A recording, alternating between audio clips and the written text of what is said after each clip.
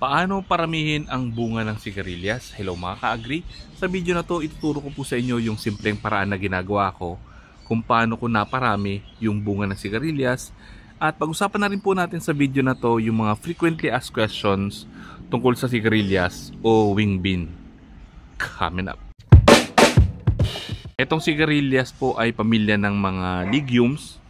So nagpapaganda po sila ng lupa tulad ng mga sitaw, beans, munggo. So hindi po siya alagain. Yan yung isang napakaganda dito sa sigarilyas. Tapos pag nagbunga siya, tuloy-tuloy. Sobrang dami niyang bunga. So ito po yung mga tips para ma-maintain natin yung ganyan kadaming bunga kahit mga ilang puno lang yung nakatanim. So first, mangailangan tayo dito ng trellis. Kasi ito pong mga sigarilyas ay bushy. Sobrang lago po nito. Sa kailangan niya ng pagapangan. Kaya pagdating po dito sa mga trellis, mas maganda po matibay yung inyong pagapangan para hindi po siya bumagsak. Etong ginamit ko dito yung pagapangan ko dati ng sitaw tsaka ng mga pipino. Nylon lang siya. Kahit pa paano medyo matibay din, pero mas maganda kung mas matibay pa yung inyong trellis kasi talagang napakabigat po nito dahil sobrang kapal. Tapos pagka maulan, mabigat na yung mga dahon, pwedeng magiba yung inyong trellis. Kaya yung ginagawa po ng iba, itong sigarilyas tinatanim po nila sa sa bakod. Pangalawang tip ay pruning para ma-manage natin kung saan dapat umakyat or magkaroon ng mga sanga yung ating sigarilyas. Ang ginagawa po ng iba, yung pinakapuno paakyat, wala po yan mga side shoots. Talagang sa taas na nila pinapagapang. Dahil yung garden ko maliit lang, tapos ilang puno lang din yung nakatanim. So hinayaan ko na po yung ibang mga side shoots na tumubo. Ayan mga ganito. Pero minsan pinuputol ko po ito dahil sumusukal na. And minsan nasasakop niya na yung gate ko, hindi ko na mabuksan. So ginagawa po ng iba, ito po yan, pinupruning nila ito. Inaalis yan lahat po ng mga side shoots. Ang matitira lang yung pinaka stem niya paakyat.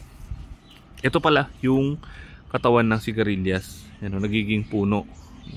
So nakakatulong din po yung pagpupruning natin para dumami yung bunga kasi nagko-concentrate na yung growth ng ating tanim dun sa pagpaparami ng bulaklak tsaka ng bunga.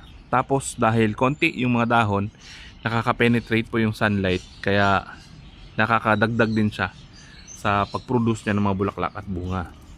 Then pangatlong tip ay yung fertilizer. So kailangan din niya ng rich in potassium.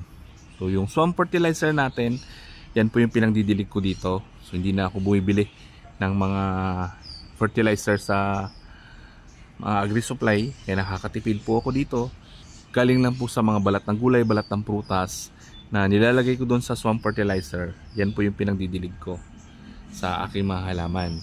By the way, ito palang sigarilyas, sabi ko kanina, isang legume plants. So kaya po nilang mag-produce ng nitrogen. So hindi niya kailangan ng pampadahon.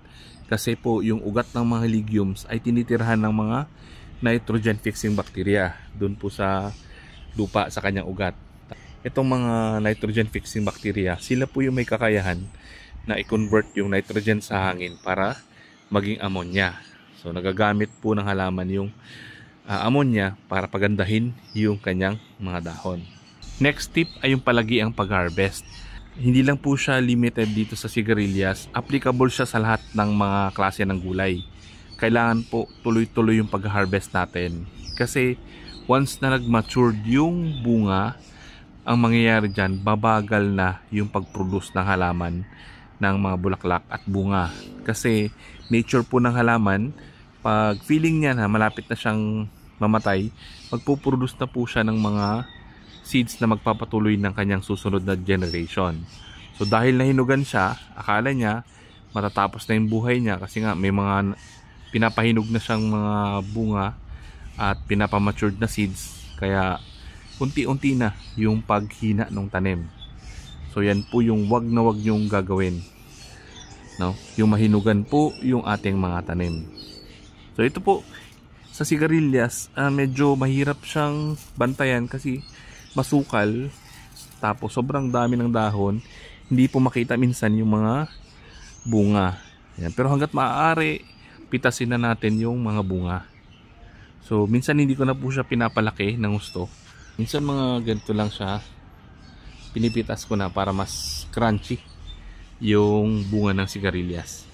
Yan. Kasi pag sobra din po sa magulang, matigas na. So kahit green pa siya, matigas. Hindi nyo rin po ito makakain. Yan. So mas maganda yung mga medyo baby pa. Yung mga ganito lang Yan, pwede na yan.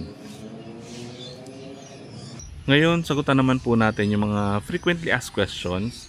Sabi nila, maganda raw magtanim ng sigarilyas bandang August para pagdating na October, magbubunga yung sigarilyas.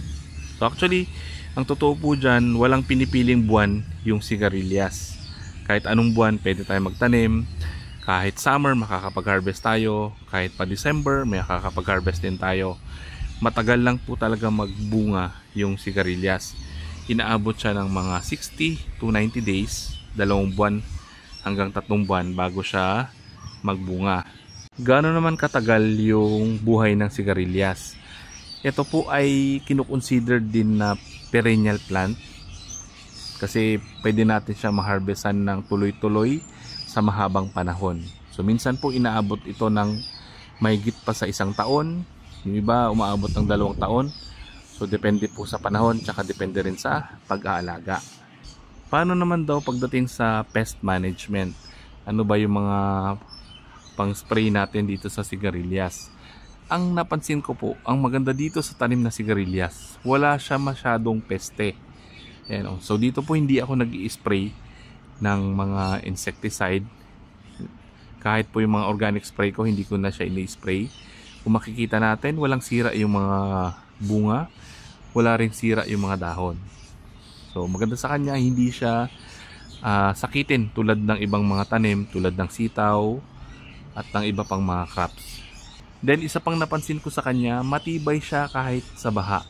Kasi itong garden ko, itong backyard ko, po ito binabaha pagka sobrang lakas ng ulan. Yung pinakapuno nitong sigarilyas andun banda. Yan sa may likod ng kahoy na yan. Diyan po may tubig hanggang dito. Pero wala masyadong naging problema yung tanim kong sigarilyas. Yung mga natutuyo dito na sanga at dahon, ayan, pinupruning ko po kasi binabawasan ko ng mga sanga doon. Kaya yung mga natuyo na yan, karugtong po nung pinutol ko na sanga. So anong luto naman daw yung pwede dito sa sigarilyas? Napakarami po. Pwede natin siya ihalo sa pakbet, pwede natin siyang gataan, gawing gising-gising, pwede rin natin siya stir fry, lagyan lang ng oyster sauce, tapos konting karne, pwede rin natin siyang ilagay sa sinigang. So napakarami.